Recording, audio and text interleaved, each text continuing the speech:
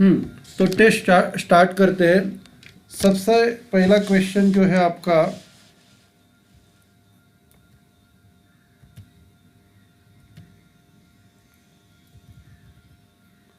मुझे management by objectives के steps बताओ। एमबीओ मैनेजमेंट बाय ऑब्जेक्टिव्स के स्टेप्स बताओ। सबको मेरी आवाज़ आ रही है? बताओ मुझे, मैनेजमेंट बाय ऑब्जेक्टिव्स के स्टेप्स क्या है? आज क्या क्या स्टेप्स है मैनेजमेंट बाय ऑब्जेक्टिव्स के? पहला स्टेप क्या है?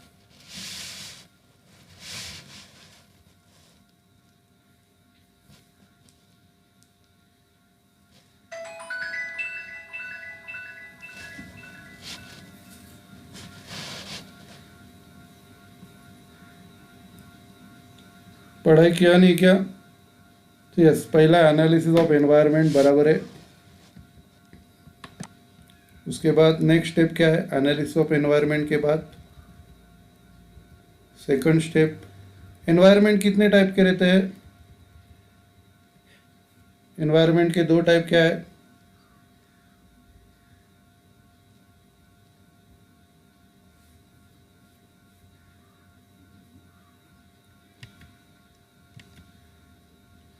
वो बराबर है। मेरा क्वेश्चन है एनवायरनमेंट के दो टाइप क्या क्या है?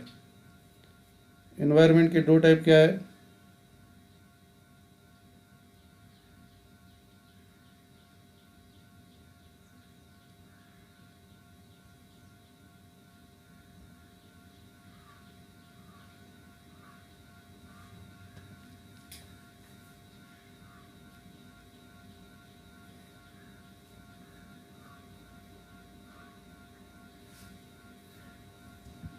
इंटरनल और दूसरा?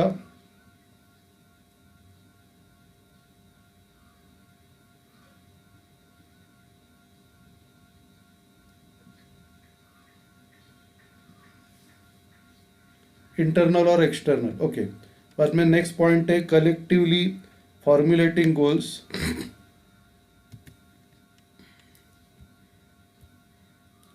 फिर उसके बाद इवैल्यूएटिंग, एक मिनट, कलेक्टिंग फॉर्मुलेटिंग गोल्स के बाद formulating plans, collectively formulating plans, और उसके बाद evaluating the plans, collecting the plans, evaluating the plans, evaluate होने के बाद selecting the best plan, selecting the best plan fifth step है।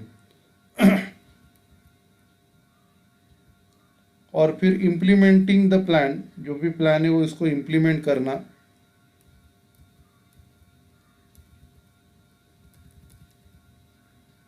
फिर measurement and comparison of performance, plan को major करना और कंपेयर करना। फिर कॉजेज ऑफ डेविएशन, क्यों कम पड़ रहा है इसका कॉजेज ढूंढना। फिर करेक्टिव मेजर्स, उसके लिए करेक्टिव मेजर्स लेना।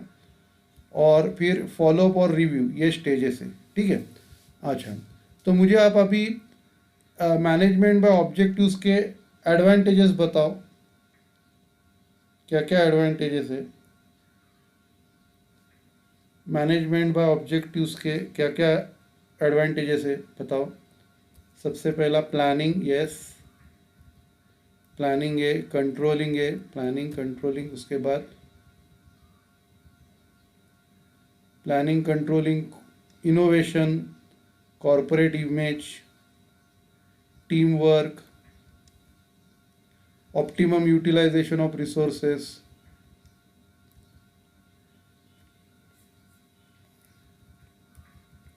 Motivation, yes, concentration in key result areas, succession planning, teamwork बराबर है, competitive advantage,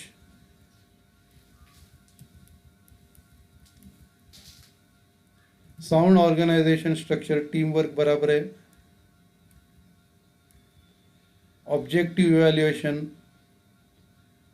ओके ठीक है। तो हम लोग अभी क्या करते हैं, अपना लेक्चर स्टार्ट करते हैं।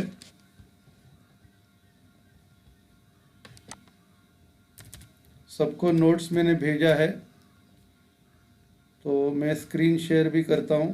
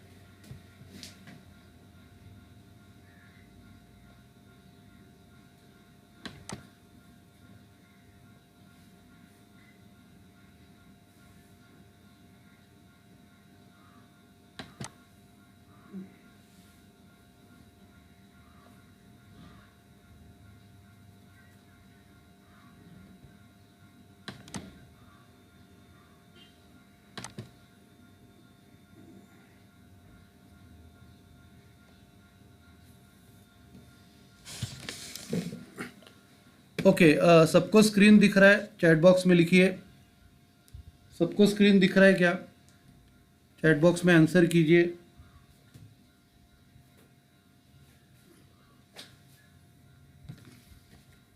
ओके, तो पिछले लेक्चर में हम लोगों ने थर्ड स्टेज पूरा किया था।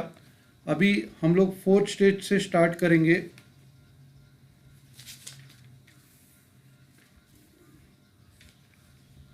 ओके, फोर्थ स्टेज से स्टार्ट करते हैं। The fourth and final stage in the process is the creation of an obligation on the part of the subordinate to perform the assigned task and to use the assigned authority properly। तो चौथा stage है कि जो भी subordinate को हम लोग ने काम दिया है उसको काम पूरी तरह देना और उसके ऊपर रिस्पॉन्सिबिलिटी भी देना। तो उससे क्या होता है, by accepting the assignment and accompanying authority, the employee becomes accountable to the manager and is responsible for completing the assigned task। तो ये असाइनमेंट एक्सेप्ट करने से क्या होता है कि जो एम्प्लॉई है वो अकाउंटेबल बनता है मैनेजर को और वो रिस्पॉन्सिबल भी है उसका काम पूरा करने के लिए। At this stage, both the delegator and the delegatee have authority to complete the task and both are responsible for how the task is performed। तो ये स्टेज में दोनों डेलीगेटर और डेलीगेटी जिसको अथॉरिटी दिया है दोनों जवाबदार है काम के लिए। It is the duty of the delegator to assist the delegatee whenever any problem arises. जब भी कुछ प्रॉब्लम आता है तो उस टाइम डेलीगेटर का ड्यूटी है डेलीगेटी को हेल्प करना। Finally the delegatee completes the assigned task and gets credit if the task is done well. Last में डेलीगेटी काम पूरा करता है और अगर बराबर से काम पूरा हो गया तो डेलीगेटी को क्रेडिट मिलता है। If things do not go well we have to answer to the delegator and delegator is ultimately responsible to higher authorities। तो अगर काम बराबर नहीं हो गया तो अपने को डेलीगेटर को आंसर देना पड़ता है और डेलीगेटर जो है वो हायर अथॉरिटीज़ को रिस्पॉन्सिबल रहता है। फिर नेक्स्ट पॉइंट है बैरियर्स टू डेलीगेशन। डेलीगेशन के लिए बाधा है, रुकावट कौन सी है। Although delegation appears to be a simple process, yet in practice certain difficulties or obstacles do generally crop up hammering the process। अपने को दिखता है कि डेलीगेशन ये इजी प्रोसेस है लेकिन एक्चुअल प्रैक्टिकल लाइफ में बहुत सारे बाधाएं आती है ये प्रोसेस में।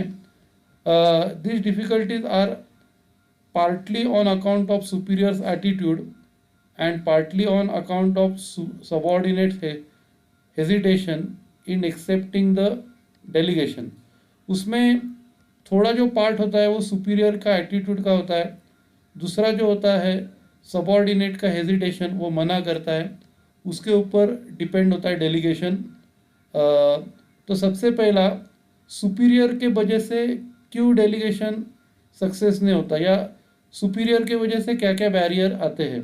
सबसे पहला फियर ऑफ बीइंग एक्सपोज, कि अगर वो फेल हो गया तो एक्सपोज हो जाएगा सुपीरियर कि कुछ कर नहीं पाया।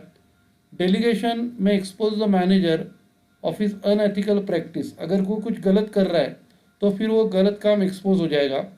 For instance the supervisor may be adopting mal practice, corrupt practice, and work is delegated, the subordinates would come to know of such malpractices.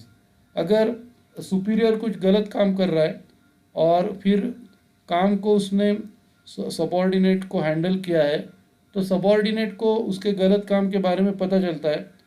Therefore the superior may not delegate the authority to fear of being exposed of malpractices. तो superior को डर रहता है कि ये अपना expose कर देगा, इसके लिए वो सबॉर्डिनेट को अथॉरिटी डेलीगेट नहीं करता। आप क्या करो, इधर तक पढ़ के लो, बाद में हम लोग आगे पढ़ते हैं।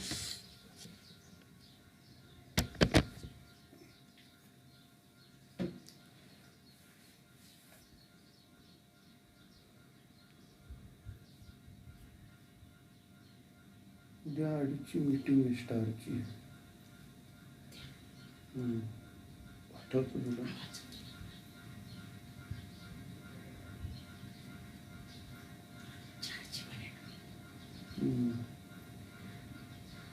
चारची ही पण आहे, ती मॅनेजर इंटरव्ह्यू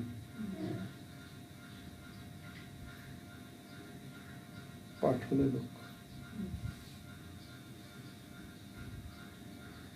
सरिता नाईक टेरिटरी मॅनेजर का कोणतरी मध्ये तिने याची चूक काढली होती ना, आपको आप जवाबदार हो कदमची, आप बोला आपके एजेंट है असं काहीतरी, सरिता नाईक।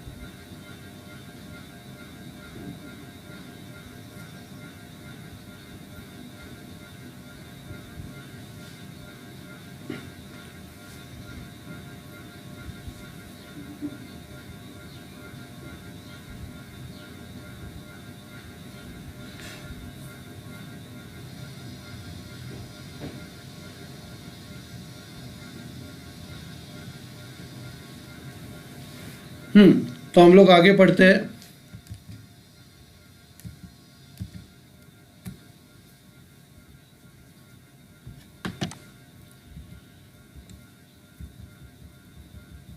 अगला पॉइंट है fear of losing control.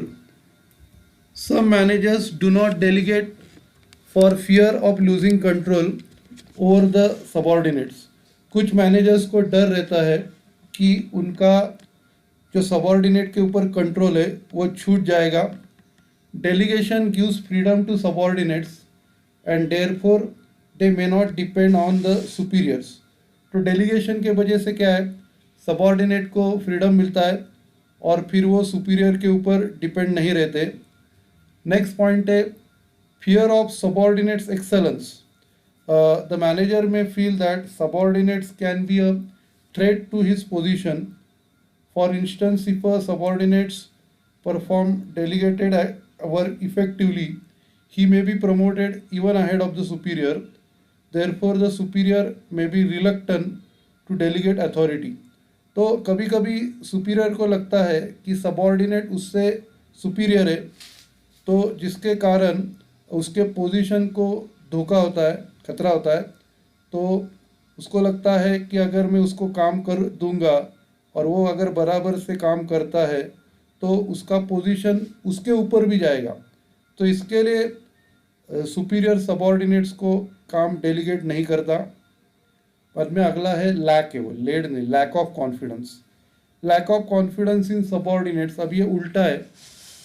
Some managers may be unwilling to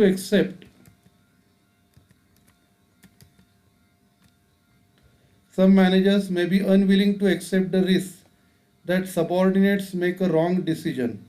कोई कोई मैनेजर्स को लगता है कि जिनको वो लोग सिलेक्ट कर रहे हैं वो उनका डिसीजन रॉन्ग कर देंगे।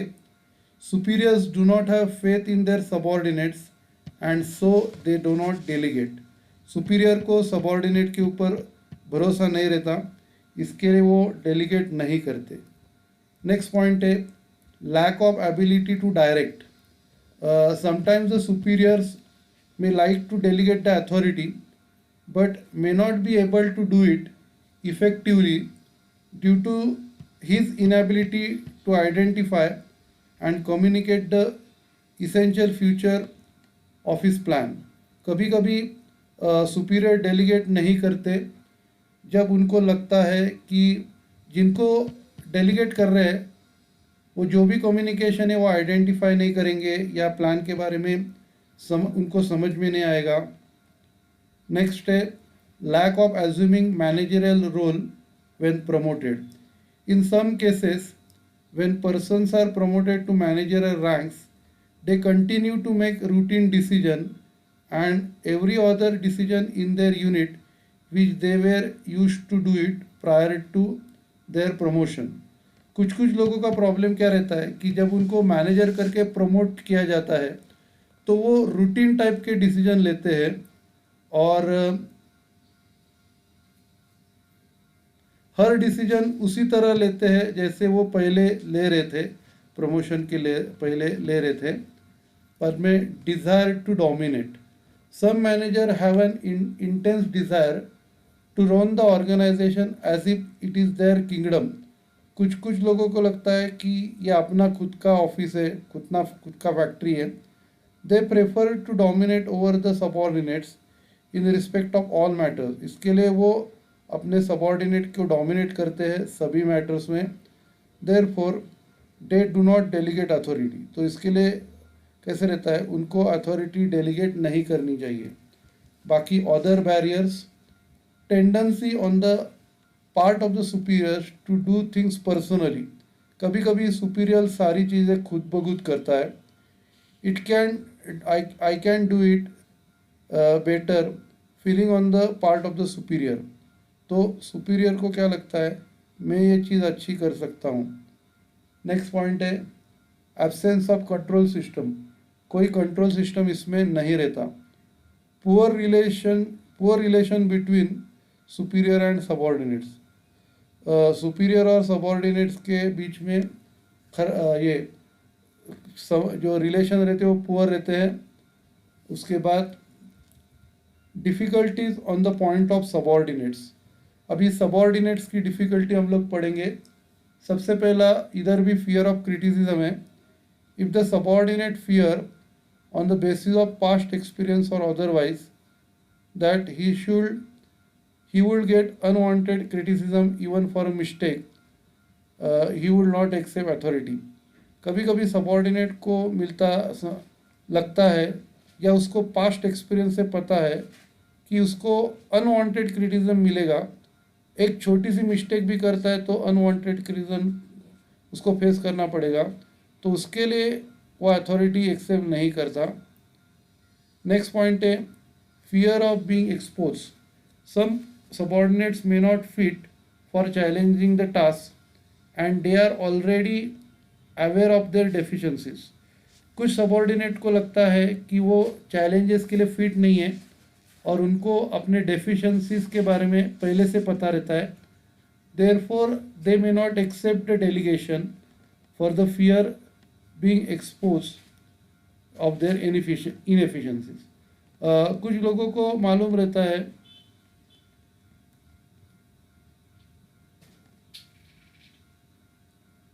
कुछ लोग अगर उनको लगता है कि वो एक्सपोज हो जाएंगे, उनकी इनएफिशिएंसी एक्सपोज हो जाएगी, तो वो ये अथॉरिटी एक्सेप्ट नहीं करते। ठीक है, आप क्या करो, इधर तक पढ़ के लो, बाद में हम लोग आगे बढ़ते हैं।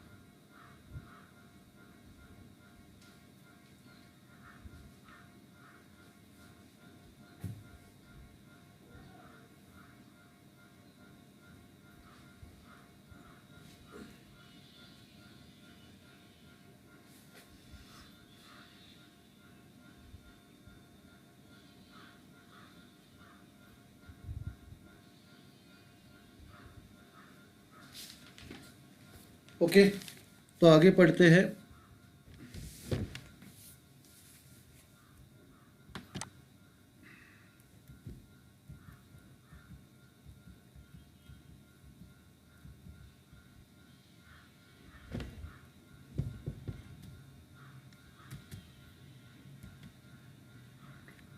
अगला पॉइंट है fear of losing job. At times subordinates may have a fear of losing job. कभी कभी सबॉर्डिनेट को डर रहता है कि जॉब अपना छूट जाएगा। द सबॉर्डिनेट्स में feel that if the delegated work is not done properly he may be demoted और मे लूज जॉब। तो अगर समझो उसको काम करने को नहीं जमता तो उसको एक डर रहता है कि उसको डिमोट किया जाएगा या उसका जॉब छूट जाएगा। नेक्स्ट पॉइंट है lack of information and resources. If a subordinate does not possess the information and resources required for the performance of a task, then he may not accept responsibility authority.